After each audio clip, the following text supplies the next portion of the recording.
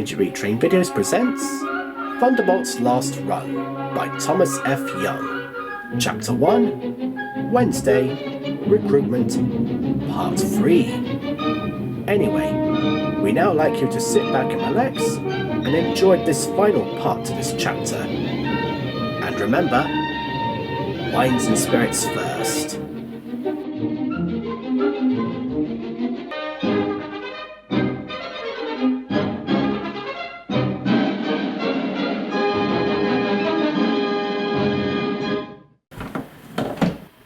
Mr. Valentine was holding court as usual.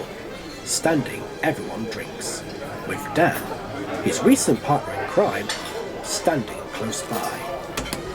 The Reverend and the Squire, Mr. Weech and Mr. Chesterford, welcome. Innkeeper, a glass of your finest for my friends, especially after that dreadful day on the railway today. Harry Hawkins was standing on the right-hand side of the bar, in front of the TV, which was switched off. He looked at Reverend Weech and Squire, not knowing whether to smile a greeting or not. He looked across to Joan, and she smiled back at him. The Squire and Reverend Weech chatted to Mr. Valentine and some of the villagers for a while, before Gordon eased himself towards the bar and Harry Hawkins. I wonder if Mr. Weech and I could have a word with you, Harry. And what would that be then, Squire? Harry was leaning against the counter, while Joan smiled at both of them from the other side of the bar. Gordon moved closer and lowered his voice. Why don't we go into the public bar? I don't think Joan would like to hear what we have to say.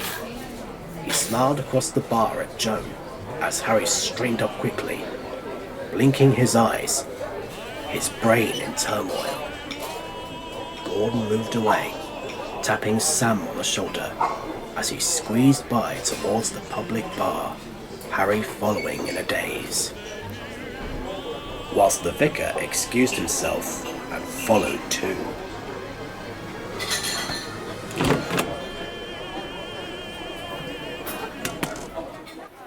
They sat down at the same table where Pearce and Crump had planned their attack on the railway with Hawkins a few days before. Joan came from behind the counter with a pint of mild and bitter for Gordon, sweet sherry for the Reverend Weech, and a pint of bitter for Harry. She was so happy to see all her favourite men were talking together. Cheers! Gordon raised his glass and looked across at Harry. How about coming to work on the railway, Harry? As a fireman driver? Too much on. Harry sipped his beer. Not full-time, Harry. Say a couple of weeks full-time. Then maybe half a week, to give Mr. Weech and Dan a breather. What do you say? Harry was just about to reply when Gordon cut in. I bet Joan will be pleased. You know how much she loves the railway. But I have work to do. Harry felt concerned, but he wasn't sure why. Think of it, Harry. Think how proud Joan would be. You as engine driver, and she can be in charge of the buffet car.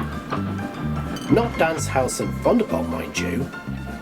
We should be getting another 1400 tank and more rolling stock before too long. Harry stayed silent. Sam Weech looked across at Harry, raised his eyes heavenwards, then looked across at Gordon and nodded. You were out of your roller on Monday night, Harry. Mr. Blakely saw you passing his house, going towards the station.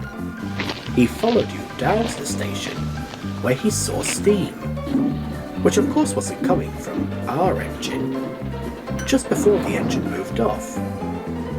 Only a steamroller or traction engine would have had the power to move our train. Harry, Pearce and Crump are on remand. Maybe you'd like to join them. Now, wait a minute. Harry was spluttering desperately, thinking how he could get out of this situation. We don't have to wait, Harry. We don't have to go to the police. All we have to do is get up from this table now and tell Joan of our suspicions. And of course Mr. Blakeworth could tell her what he saw, Gordon added, as he turned in his seat and looked across the room at Joan. Joan beamed back at them, and Harry's heart raised and sank. He gulped down the rest of his pint. Sweat was breaking out on his brow as he rubbed his sweating palms on his army battle dress work trousers. We don't have to know your reasons for doing what you did, Harry.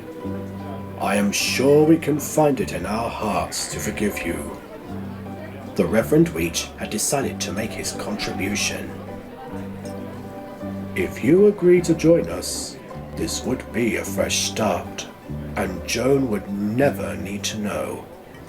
Think how proud she's going to be when we announce the good news to the assembly. Gordon drank from his glass and gazed steadily at Harry as the three of them sat in silence. Harry knew he couldn't do anything but to go along with the vicar and the squire. He had waited so long for Joan to say yes to his proposal of marriage, and she was the love of his life.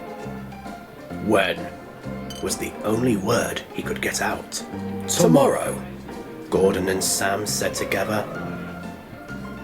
Harry sighed. I need a drink. Allow me. Reverend Weech raised his arm. Joan, a pint for our new engine driver. Joan gave a squeal, threw the tea towel she was drying glasses with up into the air, ran from behind the counter, and threw her arms around Harry. A broad grin spread across Harry's face, and the worries of the last few days melted away. They moved back into the main bar, where Mr. Valentine once again bought drinks for the company, slapping Harry on the back with exclamations of "I say" and "Splendid!" They celebrated on late into the night, Fred the landlord forgetting to call time before they all parted company.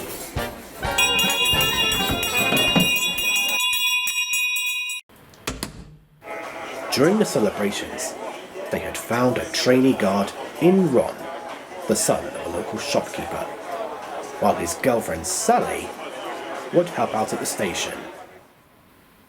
Dan assured everyone he would be fine in his own coach, and set out back to the station.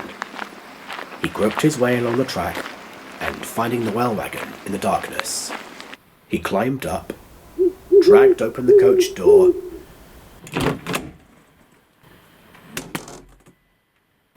and collapsed onto the sofa, falling out of consciousness within seconds. His snoring was soon rattling the windows and echoing along the platform as he fell into a deep sleep.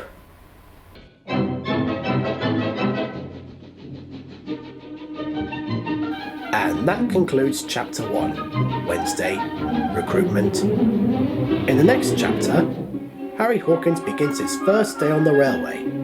But will things go according to plan? And in the meantime, was Dan really being honest that he was going to be okay in his own coach?